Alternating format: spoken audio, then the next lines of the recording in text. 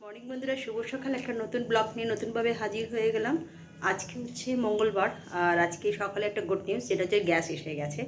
মানে যেটা নিয়ে খুব সমস্যা কালকে হয়েছে, আজকে সেটা থেকে মুক্তি পেয়েছি। আমার হাজব্যান্ড গিয়ে ওখান থেকে দিয়ে যাওয়ার আগেই সকালবেলা ওখান থেকে গিয়ে নিয়ে চলে এসছে স্কুটি করে। তো বাঁচা গেছে, হয়তো তো প্রবলেম সলভ। রান্না বান্নাও করে ফেলেছি। চলুন, আজ করিনি, ভাত করেছি, ডিমের কারি করেছি, আলু পেঁয়াজ তরকারি করেছি কাঁচা লঙ্কা দিয়ে, আর করেছি ঢ্যাঁড়স পোস্ত। এই দিয়ে আজকের আমার হাজব্যান্ডের দুজনের হয়ে যাবে। তারপর আমি একটু বেরোবো। তো চলুন, পরে আবার দেখা হচ্ছে, কথা হচ্ছে। সকালে ছেলে মুসলি খেয়ে চলে যাচ্ছে, খেলতে গেছিলো, শুরু করে দিয়েছে খাওয়া, তুলতে ভুলে যাচ্ছিলাম, তাই আবার পরে এসে তুললাম। অর্ধেকটা খাওয়া হয়ে গেছে ওর। তো মুসলি খেয়ে চান করে কলেজ চলে যাবে, খেলে এই ফিরল। সকালে ছেলের টিফিনে দিয়ে দিচ্ছিলাম আলু ভাজা করে দিয়েছি, ডিমের কারি আর রুটি, এই দিয়ে সকালে ওকে টিফিনটা দিয়ে দেবো। আজকে আমার ছেলে যখন কলেজ থেকে ফিরছে, তখন দেখুন বাস থেকেও দেখাচ্ছে ডালহৌসির কী অবস্থা। দেখুন চারিদিকে একদম জল, এক হাঁটু করে জল জমে আছে। সামনে যে ভদ্রলোক নামছেন উনি তো ভিজেই গেছেন, একদম দেখতেই পাচ্ছেন জামাটা পুরো ভিজে গেছে। আজকে যে কী মুষলধারে বৃষ্টি হয়েছে, এবং তারপরে কলকাতার যে কী অবস্থা, চারিদিকে জল আর জল। দেখেছেন কীরকম অবস্থা।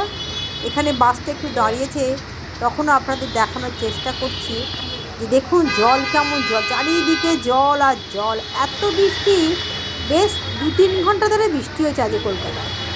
তার জন্য চারিদিকটা দেখুন। এটা হচ্ছে যখন ফিরছে, গঙ্গাটার অবস্থা দেখুন।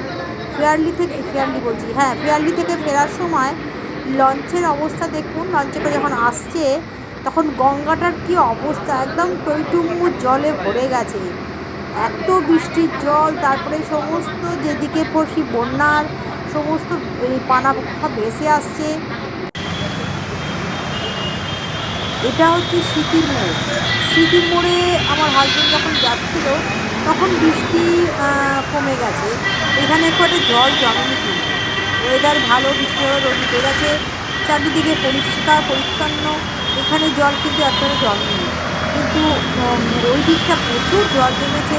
বৃষ্টি এতটাই পরিমাণে হয়েছে এবং জল নিকাশি ব্যবস্থাটা সেই রকম নেই বলেই আমার মনে হয় হাওড়া স্টেশনের কাছাকাছি প্রচুর জল জমেছে। এদিকটা এতটা কিছু ব্যবস্থা নেই, ভালোই সুন্দর পরিবেশ এবং বেশ জল নেই। এই মোড়টা বেশ পরিষ্কার পরিচ্ছন্ন, রাস্তাঘাটও তখন যাচ্ছে। তখন একটুখানি আপনাদের দেখানো খুঁটি পুজো, কদিন পেয়ে দুর্গা পুজো, ওখানে দেখা যাচ্ছে চারিদিকে অটো টোটো সব দেখানো যাচ্ছে।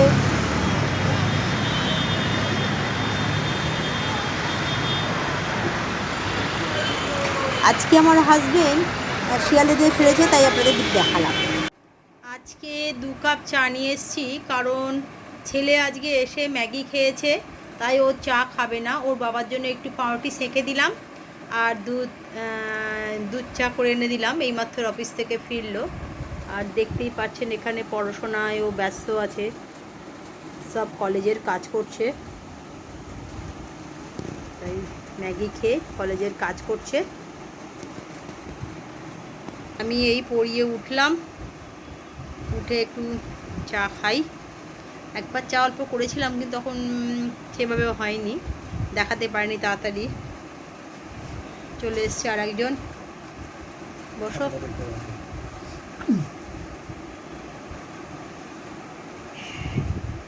কিরম অবস্থা? হ্যাঁ, অফিস থেকে ফিরলো আজকে আবার শিয়ালদা দিয়ে এসছে। বাইরে কাজ ছিল আজকে, বাইরে সমস্ত কাজ ছিল, সেগুলো করে।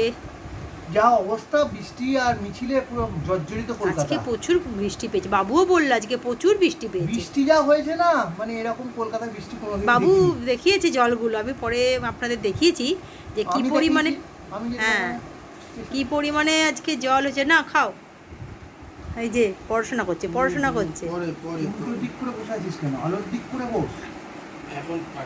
ঠিক আছে, লিখে ফেলো। আচ্ছা ঠিক আছে, আর কিছু বলবে? না, আর কিছু বলবো না, না চাটা খেয়ে নাও। আজকে রাতেও একটু চিকেন করছি, সকালে সেরকম কিছু করে ডিম করেছিলাম, তো আজকে চিকেনটাকে ম্যারিনেট করেই সকাল থেকে রেখেছিলাম। শুধু আদা রসুন বাটা আর হচ্ছে একটু টক দই, ধনে গুঁড়ো, জিরে গুঁড়ো, কাশ্মীরি লঙ্কা সব কিছু মেখে এটাকে ম্যারিনেট করে রেখে দিয়েছিলাম। এখন শুধু একটু পেঁয়াজ ভেজে আর মাংসগুলোকে দিয়ে দিয়েছি, দিয়ে ভালো করে কষাবো। কষিয়ে কষিয়ে একদম তেল দেখছেন ছেড়েই দিয়েছে, এবার অল্প একটু জল দিয়ে চাপা দিয়ে দেবো, তারপরে আপনাদের দেখাচ্ছি। দেখছেন বন্ধুরা, আমার কিন্তু চিকেন অলমোস্ট রেডি। আমার সবসময় চিকেনটা না খুব তাড়াতাড়ি হয়ে যায়, তার কারণ আমি যদি ভালো করে ম্যারিনেট করে রেখে দিই সকালবেলা, আর একটু পেঁয়াজ কেটে ভালো করে ভেজে মচমচে করে তার মধ্যে চিকেনটা দিয়ে একটুখানি বেশি করে নাড়ানাড়ি করে নিলেই একদম কষা কষা চিকেন রেডি। বেশি চিকেন করি না কেন, আমাদের 6 থেকে 7 পিস করলেই হয়ে যায় রাতের বেলা, কারণ রেখে দেওয়ার কোনো প্রশ্নটা, রাত্রে যা হয় সেটাই রাত্রে খাওয়া কমপ্লিট হয়ে যায়, আলাদা করে আবার রাখি না কিন্তু। তো চলুন, চিকেনটা কমপ্লিট হয়ে গেছে, সার্ভ করে আবার দেখাচ্ছি। দেখছেন বন্ধুরা, একেবারে কষা কষা, একেবারে ঝালও চিকেনে জানি না, ঝাল ঝাল লাল লাল বলবো না কেন, কষা কষা লাল তো অবশ্যই। বেশ চিকেন আমার রেডি, নামিয়ে নিয়ে এসে সার্ভ করলাম। তো চলুন, যখন আবার খাবো তখন আবার একবার দেখাবো।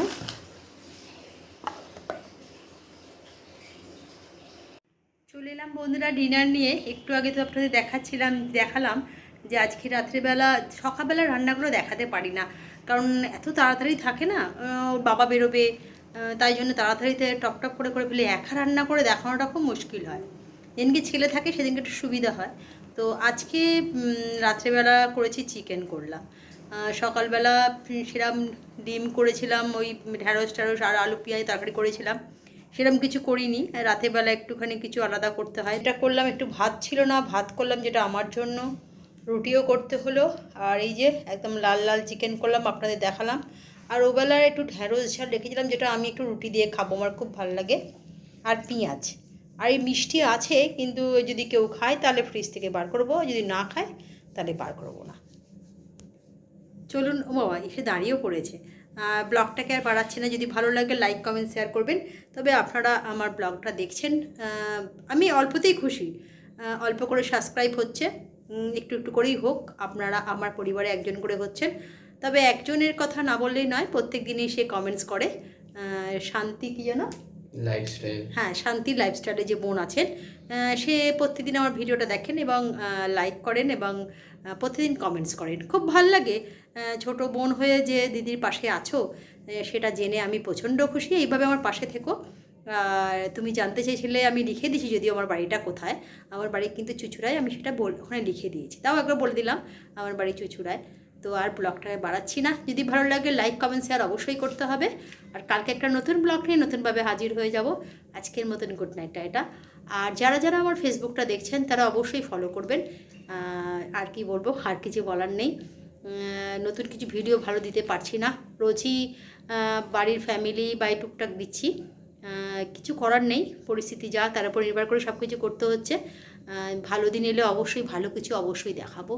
চলুন, আজকের মতন গুড নাইট। বলো। আর যারা ফেসবুকে দেখেন তারা অবশ্যই ফেসবুক পেজটাকে ফলো করে নেবেন, আর যারা ইউটিউবে দেখছেন তারা অবশ্যই ইউটিউব চ্যানেলটাকে সাবস্ক্রাইব করে নেবেন। আর এই জন্য এইটুকুনি, গুড নাইট। ঠিক আছে, গুড নাইট।